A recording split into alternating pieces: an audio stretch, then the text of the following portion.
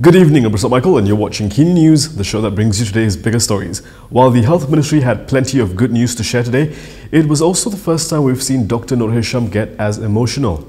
It is the first day of the Recovery Movement Control Order and Malaysia continues to show strong signs of overcoming the COVID-19 pandemic. The country recorded only 2 new cases today. This marks the lowest number of new cases recorded since the start of the Movement Control Order period. Ingin dimaklumkan daripada 2 kes baru yang dilaporkan, satu kes adalah kes import yang mendapat jangkitan di luar negara. Suka cita dimaklumkan bahawa pada hari ini juga tiada kes penularan dalam negara dicatatkan di kalangan warga negara Malaysia. Satu kes penularan di dalam negara yang dicatatkan adalah merupakan seorang bukan warga negara di mana kes ini dilaporkan di Kuching, Sarawak, iaitu kes saringan kepada kontak rapat kes 8,303. There was 1 new death recorded that was attributed to COVID-19. The victim was a Malaysian male, 61, with a history of illnesses. He was admitted to the Sungai Buloh Hospital on March 15th and died this morning. Meanwhile, the Health Ministry announced that 39 more COVID-19 patients were discharged today. The total number of known people who have recovered from COVID-19 is 7,014, which represents a recovery rate of 84%.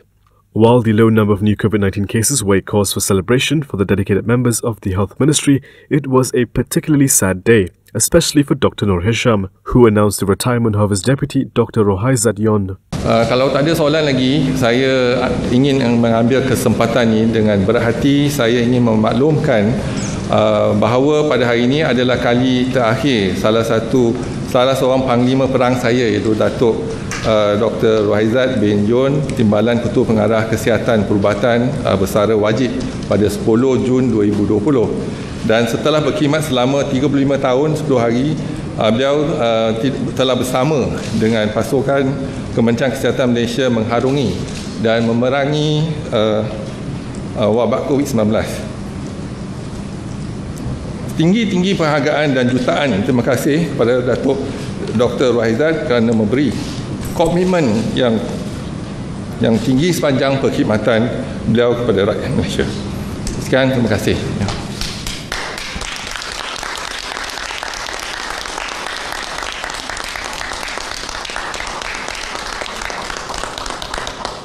As more people get back on the road travelling further than they could in months, accidents are on the rise.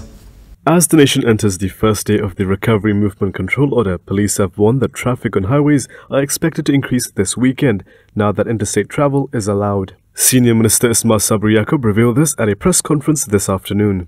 PDRM percaya orang ramai akan mengambil peluang balik ke kampung untuk berjumpa keluarga sempena bulan Syawal.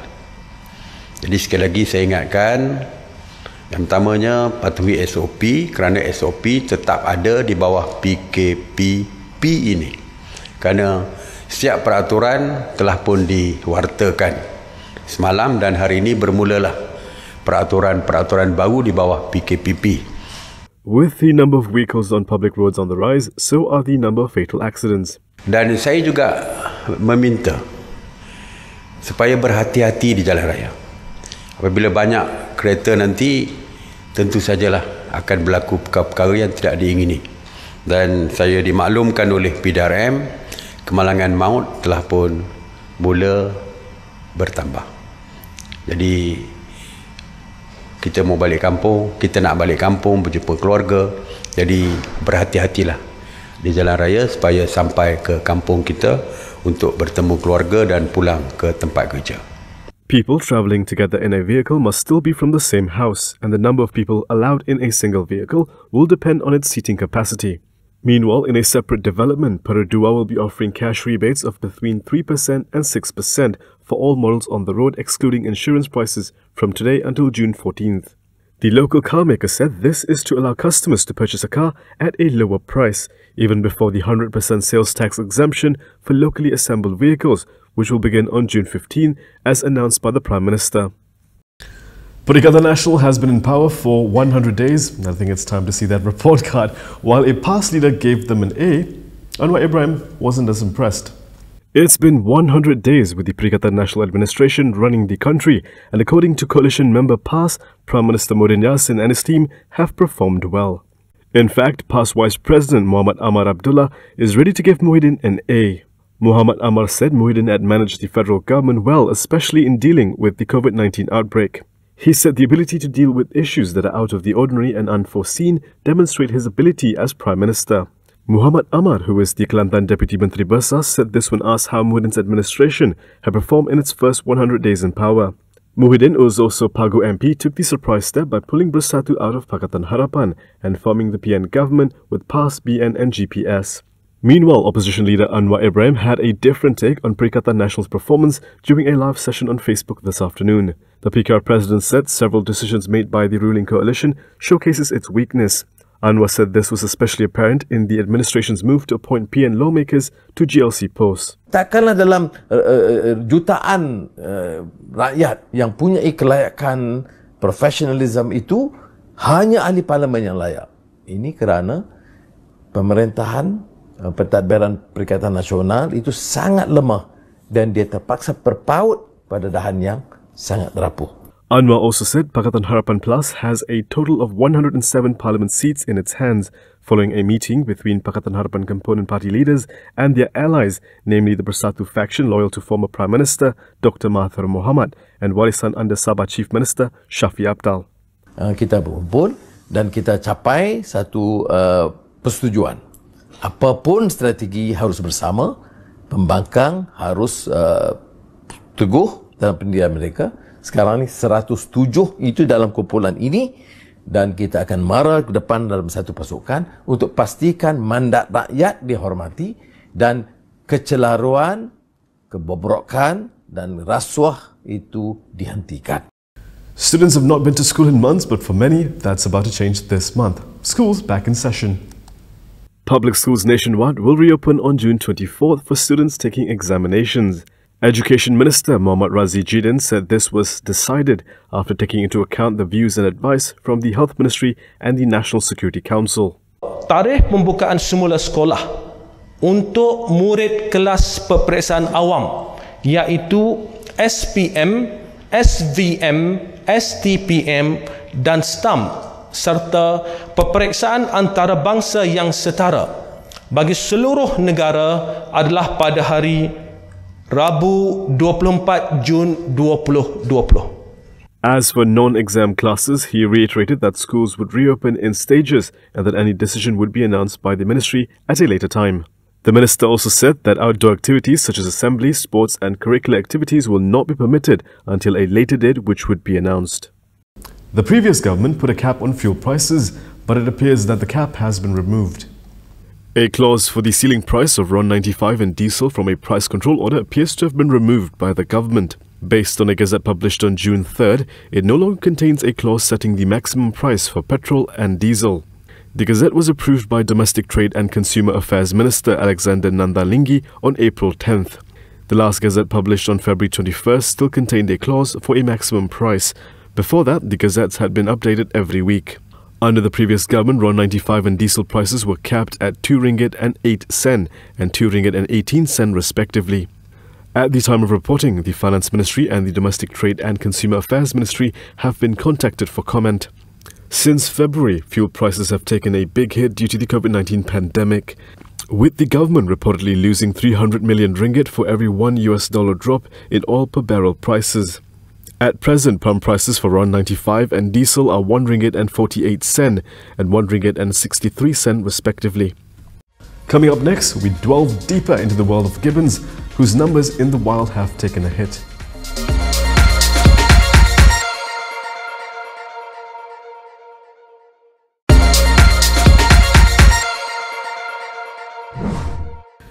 The illegal wildlife trade and development may leave our jungle silent of the songs of the gibbons.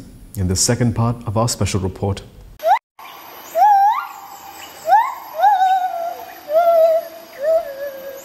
This melody that we're hearing comes from the gibbon. Among the 20 species of gibbon in Asia, 5 of them can be found in Malaysia, including the largest and the smallest of the gibbon species, the siamang and the black-handed gibbon. Biologically, primates are divided into proto-monkeys and apes with more advanced intelligence. Although gibbons are often confused with monkeys, there is a significant distinguishing factor. Gibbons do not have tails. The gibbon is also one of the few monogamous creatures in the animal kingdom. It also has a stronger sense of family belonging than other primates. Singing for gibbons means marking their territory, or also to attract their punya partner. They also make calls. Gibbon have like hundreds of bunyi yang dia keluarkan to communicate. Like human, we talk using our own language. Gibbon communicate using gibbon language. You know, the gibbon ni, their singing is beautiful. You know, but that is also one of the thing that buatkan mereka terancam. Because that's how the poachers detect them in the jungle. Anak gibbon yang dia aim ni akan mati sekali. Sama dia terhimpit ataupun dapat kecederaan. Because of how cute the gibbons look, there is now a market that sells these animals as pets. This, however, is a disaster to the species. Studies show that only 1 in 10 poached gibbons survive. For gibbons that yang dah jadi pet and raised by humans, almost 90% of them will have a stereotypic behavior. Zoochosis, keep on like self-rocking, over-grooming, and then when they see human, they show their hand to get wants like maybe ask for food or for human attention.